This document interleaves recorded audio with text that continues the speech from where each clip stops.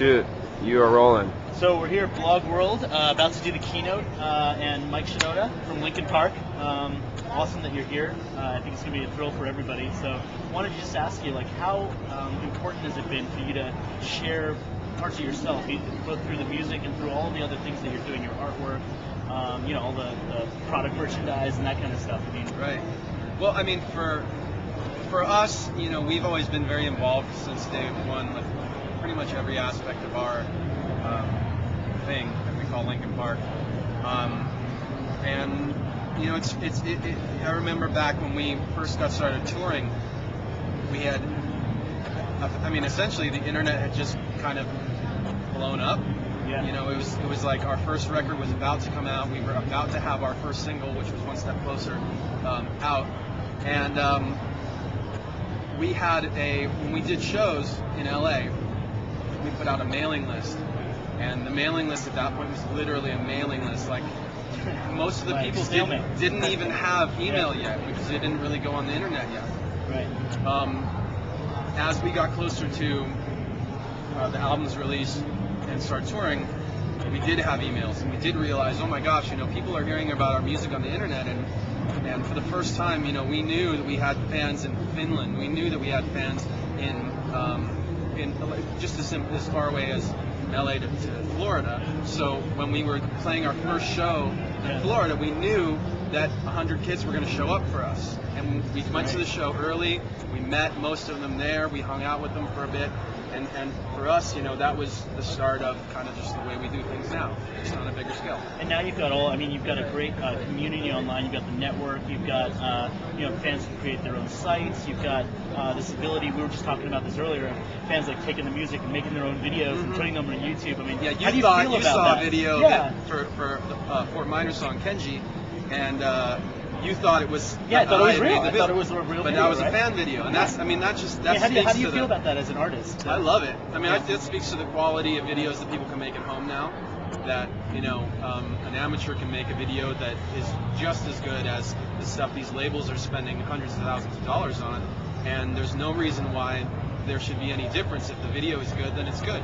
And for the Fort Minor project, I actually did a video for Remember the Name, where we accepted clips from people of them doing something that people should remember. If you're good at something, if you're good at skateboarding, if you're good at snowboarding or martial arts, or I don't care if it's we got submissions from people doing like gymnastics and cheerleading and stuff like that. Right. Some of it wasn't a great fit for the video, but the bottom line is most of the stuff that we got was from somebody who has a talent. They may be young and they're still developing it or whatever, but it was exciting stuff, and we had a hard time narrowing it down to find out what we're going to put in the video. So it seems like there's this divide amongst musicians, at least in the music industry. You're on one side, which is let's let the fans do what they want, and that's going to all help everything. And then there's the other category of people who are like, we're putting out this music, and people are like taking it and doing stuff that we don't really want. What would you say to musicians on the other side of the debate, I guess? Well, I understand that mentality and that philosophy, because it is difficult when you put a lot of your heart and energy into a project, and other people come and change that art form. It can be a little unnerving, but I think the disconnect, part of the disconnect, as I understand it, is that those people are having trouble understanding that fans, the people who are actually just the viewers of that thing or the listeners of that thing, the new generation of the fans can tell the difference between the artist, the original artist doing it, and the fan work. Right. They know it's different. It's the exact same thing as somebody, you see the band's actual like album cover and artwork, and then you go to an event where somebody else has kind of put on the event and they kind of did something with the band's imaging that doesn't usually fit. It's like the promoter put out a flyer, and it looks a little different than what you see on the album. Yeah. People know that's different. People know the video's different. It's just a matter of those artists accepting the fact that fans can tell when it's like really coming from you.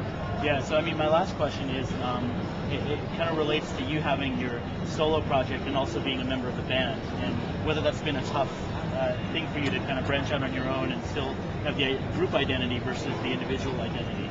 I mean, it's basically just like, it's basically just a situation where we've got 6 guys who are all very different and do different things and love different things, and you know, we're at this stage in our career, we give each other the freedom to just go do it, and they respect me, I respect them, everybody does their own thing. Chester's working on a solo record right now. I love that he's working on it, and in fact I told him just yesterday, like, if you need my help on something and you really want me to be involved, that's great, let me know, but I don't want anybody to think it's anything but Chester's solo thing. Right. You know, so if I get involved, I don't want them to start thinking that's Linkin Park and start taking any credit away from you. Right. You know what I mean? And everybody, we all have each other's back in that sense. That's great. Thanks. Cool. I appreciate it. Thank you.